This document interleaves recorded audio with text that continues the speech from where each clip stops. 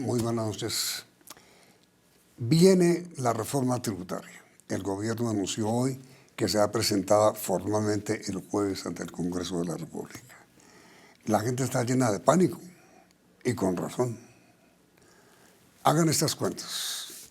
Nuestro invitado es el doctor Ricardo Bonilla, quien es miembro, la comisión todavía existe, ¿no? No, ya desapareció. Quien fue miembro de la comisión asesora del gobierno para redactar la reforma tributaria.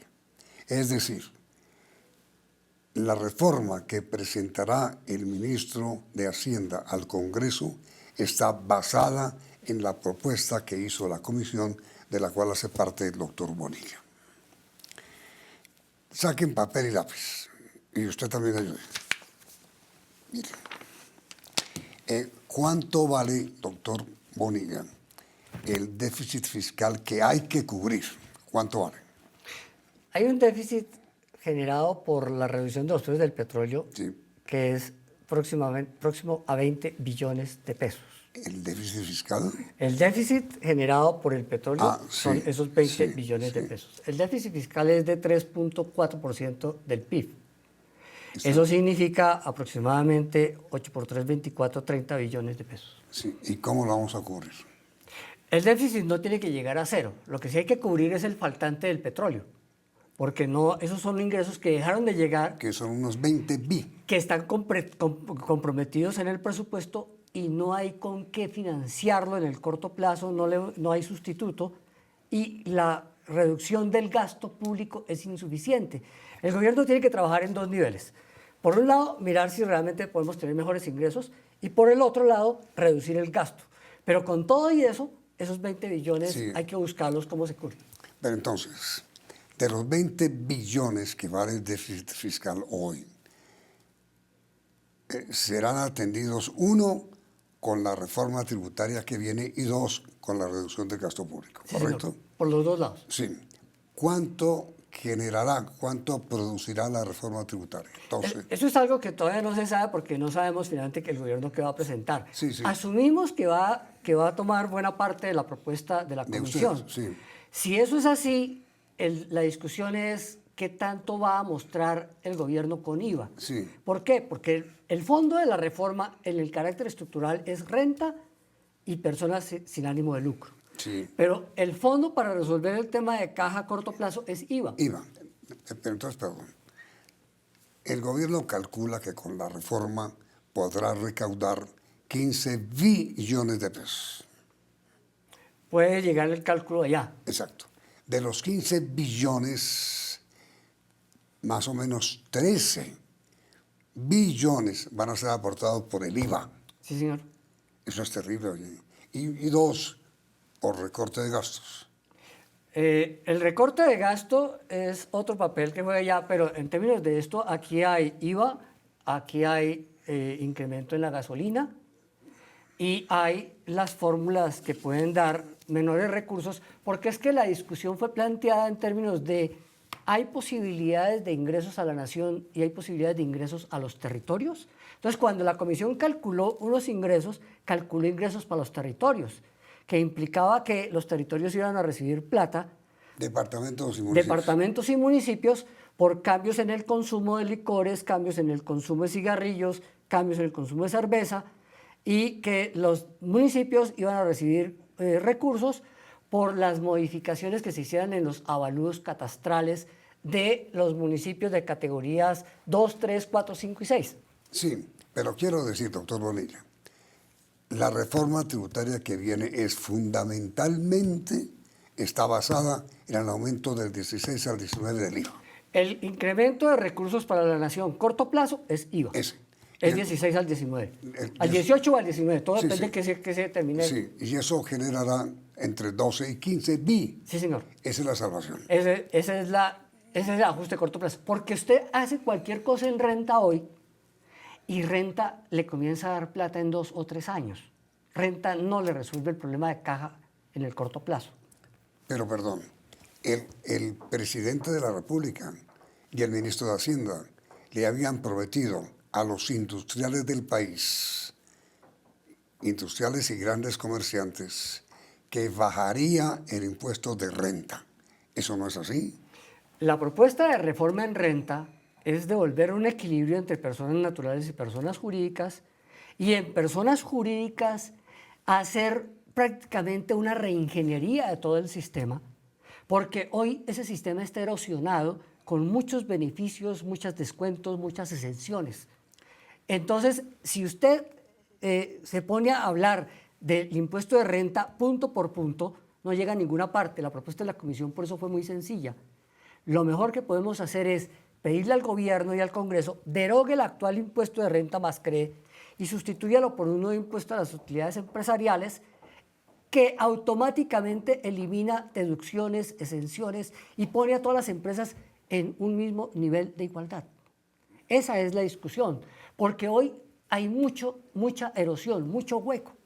En contra del gobierno. En contra del gobierno. A favor de las empresas privadas. Sí, pero cuando uno mira a favor de quién, resulta que es a favor de quien estuvo con mayor capacidad de hacer lobby, Sí. y los pequeños empresarios no tienen esa capacidad, Sí. entonces los pequeños empresarios son los que están terminando pagando más. Es decir, ese fenómeno de evasión producto de esa tabla tan alta en la renta se está presentando es en las pequeñas y medianas industrias y no las grandes. En las grandes hay las que tienen unos beneficios y uno podría decir que los más que importantes son las deducciones. son los que se crearon con los acuerdos de estabilidad jurídica. Entonces ya ahí no podría haber más impuestos. Con los demás hay un juego de distintas exenciones en donde con las empresas en Colombia uno puede hablar de dos temas. Uno, la tarifa efectiva y otro, la tarifa nominal. Y cuando uno dice qué es lo que están pagando, muchas empresas tienen una tarifa nominal muy alta y la efectiva está muy baja. Entonces, esa brecha es la que debería acabarse, porque nosotros deberíamos llegar a un estado en el cual la tarifa efectiva y la nominal sean la misma. Por esa razón se propone derogar el actual sistema y construirlo con un nuevo impuesto a las utilidades empresariales basada en las normas contables NIF y que acabemos la doble y la triple contabilidad. Perdón, derogar el actual sistema de impuestos sobre la renta, derogarlo, Sí, y señor. cambiarlo por otro, que es un nuevo impuesto sobre la renta, no un nuevo, uno distinto, que tiene, según entiendo, doctor Bonilla, un gran problema, que revive la doble tributación, porque entonces paga la empresa y paga el que recibe dividendo, que es doble tributación. Pero ese no es el tema de las personas jurídicas. El tema de las personas jurídicas es cómo crear esto. Sí. Ya la discusión es qué pasa con las personas naturales. Eso le estoy diciendo. Las personas naturales, hoy, ¿qué tenemos en Colombia?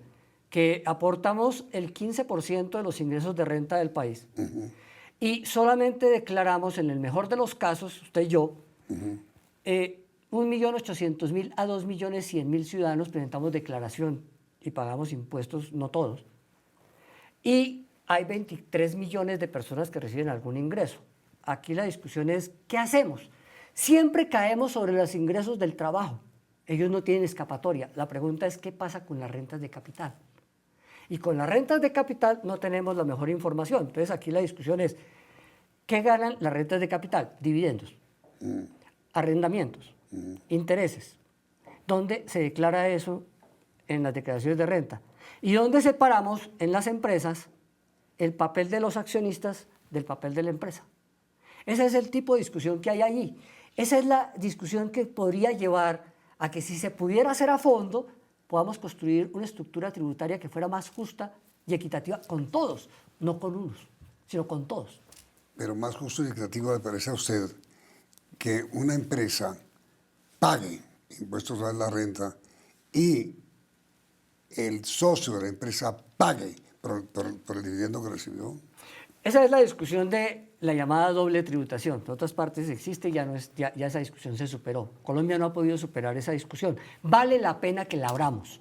Esa discusión, esta reforma... Pero hoy no existe. Hoy no existe. Por eso. Vale la pena abrir esa discusión y saber si realmente podemos establecer una diferencia como tal.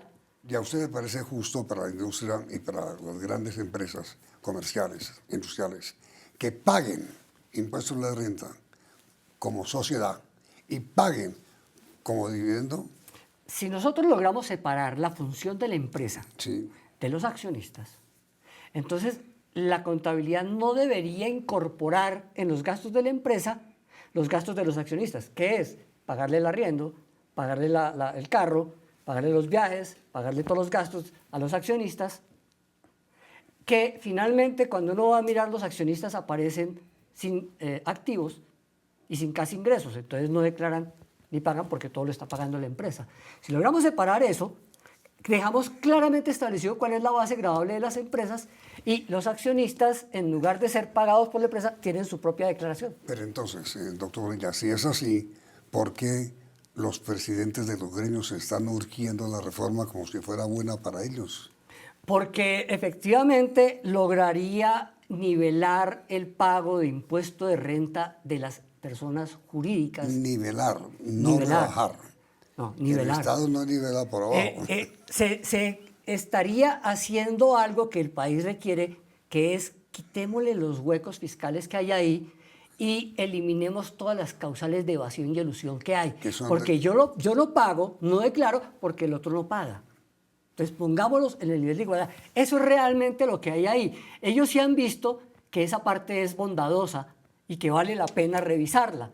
El problema que están mirando es que podemos hacer el ajuste estructural por aquí, pero nos enfrentamos al problema de caja de corto plazo. Entonces, ¿qué hacemos con eso? Entonces, por aquí hagamos esto, pero no pongamos esto allá. Entonces, la reforma le gusta a la ANDI, le gusta a FENALCO para las grandes empresas, pero estructural, no que tenga un resultado inmediato, porque no lo va a tener. Si es renta, en el corto plazo no genera plata. Es estructural, genera unas nuevas reglas de juego y uno podría decir en 10 años no debería hacerse nada más, o 15 años. Es decir, generamos una estructura permanente. Pero a esta discusión tributaria, y a mí se le sumó el tema de la caja. Hace 2 años no teníamos el problema de caja. Hoy lo hay. Sí. Por esa razón aquí se está combinando dos discusiones. Una, ¿cómo hacemos lo estructural? Y dos, ¿cómo resolvemos el tema de caja? Me preocupa mucho que en el orden del día y en el corto plazo se priorice el tema de caja sobre lo estructural. Que eso lo puede incluir o el proyecto o el Congreso. Lo va a incluir, debe incluirlo el proyecto, Sí. pero como no hay mucho tiempo, de pronto la discusión se queda exclusivamente en el tema de caja. Ese es el otro tema, el tiempo. Porque el presidente de FENALCO advertía hoy que el riesgo es, presentando la reforma tan tarde, si hay un mes de Congreso, Sí, un mes práctico, hábil, en un mes sacar una reforma tributaria de semejante magnitud. Eso no era lo que se quería. La comisión entregó un informe el 31 de diciembre y digamos que estuvo todo el mes de enero para que se discutiera qué había con eso y organizara. El gobierno lo dilató, lo diferió con el tema de la paz. Hoy estamos efectivamente en la encrucijada. Hay que presentar esta propuesta, esta reforma, porque hay un tema de caja y en cualquier momento se debería poder hacer la discusión estructural. Hoy están mezcladas las dos discusiones y eso es lesivo para discutir lo estructural. Porque entonces la gente termina mirando el tema de caja y nos vamos a olvidar de lo estructural. Y muy probablemente, si esto no se logra ahora, en 2 años haya que volverlo a hacer. Ahora, el IVA, que es lo que más va a golpear, sin ninguna duda, porque tratar de recaudar 15 billones, es decir, el 98% de la reforma tributaria en IVA, eso va a ser un golpe muy duro para la ciudadanía, para los consumidores, para quienes compran. No para la gran industria, porque al fin y al cabo la traslada, el IVA se traslada. Hoy el gobierno anunció que la canasta familiar, que son 17 productos, arroz y carne y No, huevo, son mucho más. sí, está exenta. La pregunta sobre eso, doctor Bonilla, ¿qué pasa con los pequeños empresarios que venden la canasta familiar, productos de la canasta, pero han tenido que pagar IVA en los insumos que necesitan para hacer esos productos? Que no lo pueden descontar. Ok. Ya. Inmediatamente después de comercial.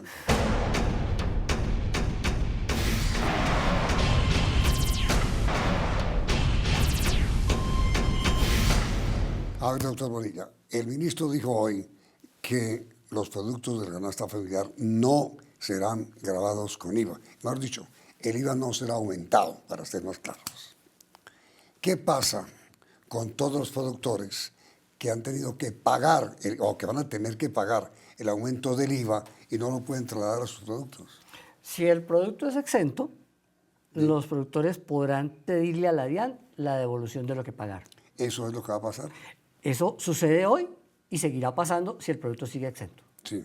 Si el producto está excluido, que es otra figura, el productor pagará ese IVA y no lo podrá descontar contablemente, tampoco se le puede pedir a la DIAN la devolución y entonces lo que hace ese productor es ponerlo en el precio, porque lo incluye como costo. Es decir, en la práctica el IVA lo estamos pagando, Lo van a pagar. pero no decimos que lo estamos pagando. Es decir, en la práctica, arroz, pollo, carne, huevos, frutas, todo que viene, va a tener un aumento de precio, como consecuencia no del aumento del IVA, sino aumento de precio para compensar lo que los productores de esos productos pagaron por los insumos. Esos productos que usted me señaló todos están exentos y seguirían exentos. Por eso, sí. Es en el tema de los excluidos. No, pero yo le hablo a usted es del aumento que va a haber en el IVA que pagan los insumos de estos productos. Ellos le seguirán pidiendo a la DIAN la devolución. Y si no, al precio. Y si no va al precio. Si la DIAN no tiene cómo devolvérselo, seguramente lo ponen en el precio. Pero en términos de regla de juego, si el producto está exento, ellos ese IVA que pagaron, la DIAN se lo devuelve. Por lo tanto, no puede estar en el precio. La propuesta de ustedes es que sí. No, la propuesta de nosotros era resolver el tema de los excluidos. Es que los excluidos tienen una complicación.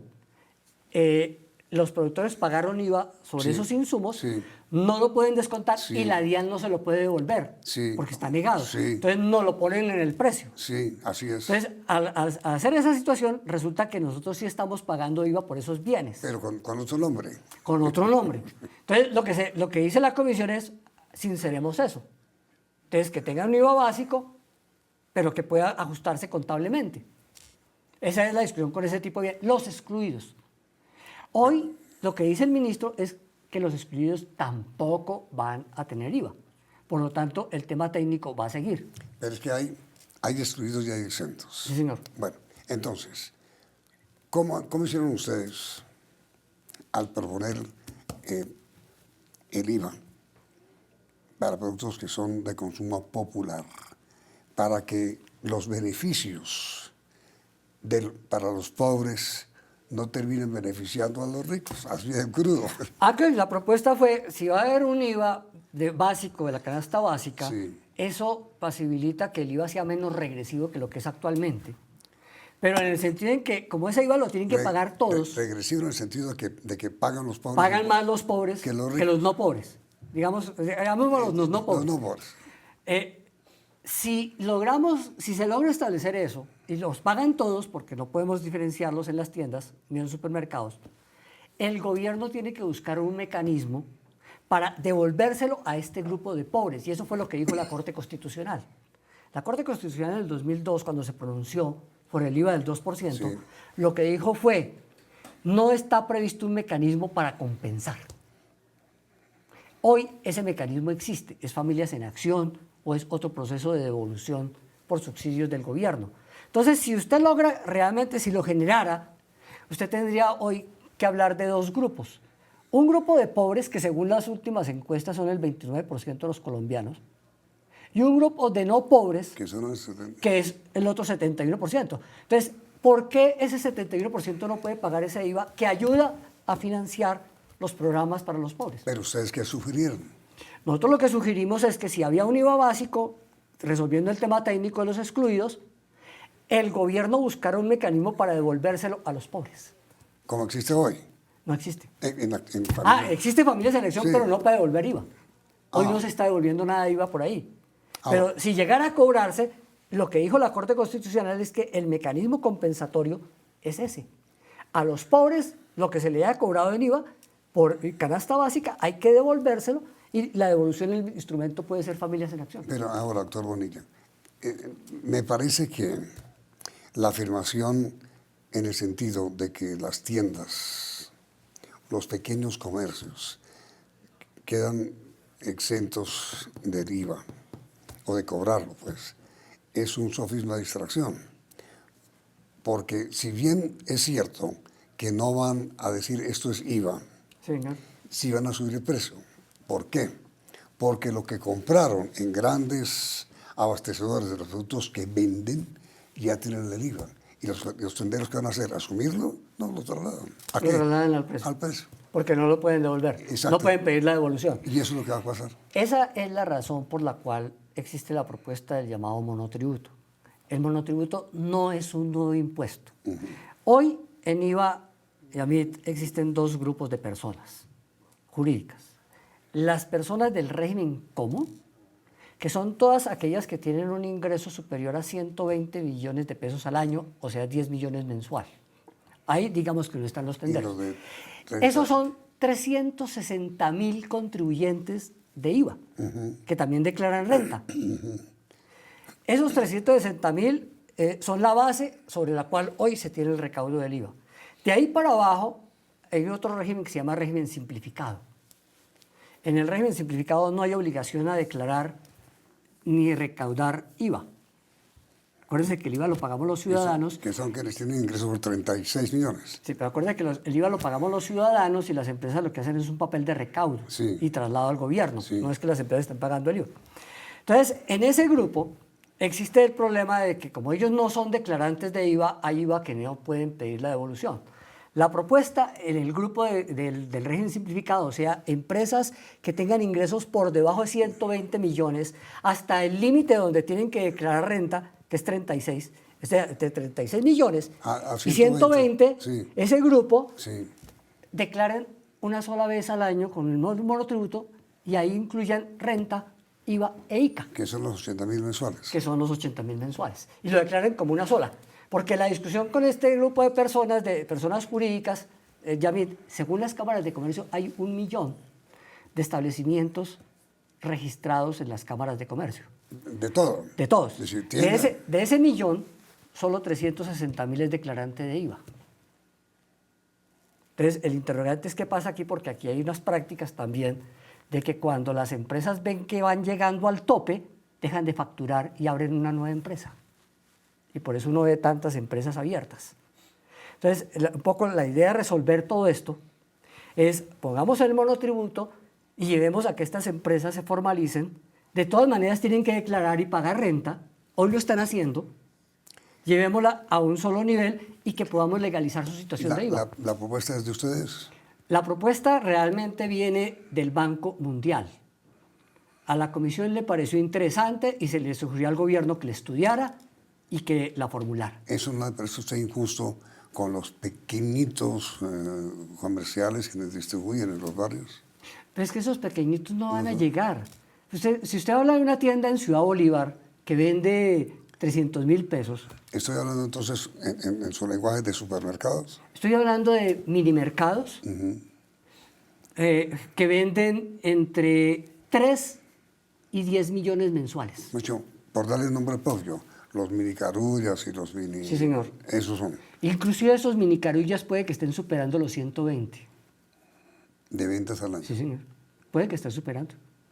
Pero pues, si usted va a un de uno, perdón, si va a uno de esos, usted seguramente se va a encontrar que tiene tal flujo que deben estar superando el nivel de ventas mensuales de los 10 millones. Mejor dicho, téngalos en tu red. Yo creo que el país necesita una discusión a fondo, pero que se haga con tiempo suficiente, con calma suficiente, porque es que hay tantos desequilibrios en nuestra estructura tributaria que no se pueden resolver de una vez. Pero entonces, doctor Roña, ¿está usted de acuerdo con la queja de los gremios hoy, en el sentido de que le van a dar un mes al Congreso, un mes hábil? Sacar una reforma de estas dimensiones en un mes. Sí, es preocupante, nos preocupa mucho, porque nosotros sí esperábamos que esa discusión no hubiera tenido tiempo suficiente. Ustedes entregaron en diciembre. Nosotros entregamos en diciembre, o el mes de enero. ¿Usted sería partidario de aplazar esta reforma, de que el Congreso pidiera ese mayor plazo para estudiarla hasta el año entrante? Lo que pasa es que el gobierno hoy tiene una premio y es efectivamente que tiene encima las calificadoras que le dicen usted no ha resuelto el tema del hueco, de esos recursos que venían de petróleo y que ya no los tiene, y le están pidiendo que lo resuelva, que diga un mensaje con eso. Por lo tanto, hay una presión de parte de calificadoras, los mismos gremios, y bancos internacionales, organismos internacionales, para que se presente. Mire que los mismos gremios le están diciendo presente, le están diciendo el tiempo se agota, Sí. pero la tiene que presentar. El riesgo es o se presente este año y se apruebe este año o el crédito internacional, que de eso vivimos, está en peligro. Sí, señor. Me preocupa entonces que por esa razón nos quedemos en una discusión de caja y el tema estructural no se aborde. Por lo que acabo de decir. Exactamente. Esta es la pregunta para nuestros televidentes. ¿Temen que el Congreso apruebe a puitrazo la reforma en un mes y todo quede reducido a una discusión de caja, de efectivos ya? Sí, señor. ¿Temen que eso ocurra, sí o no? Y el minuto que nos falta, que usted sabe cómo es el procedimiento.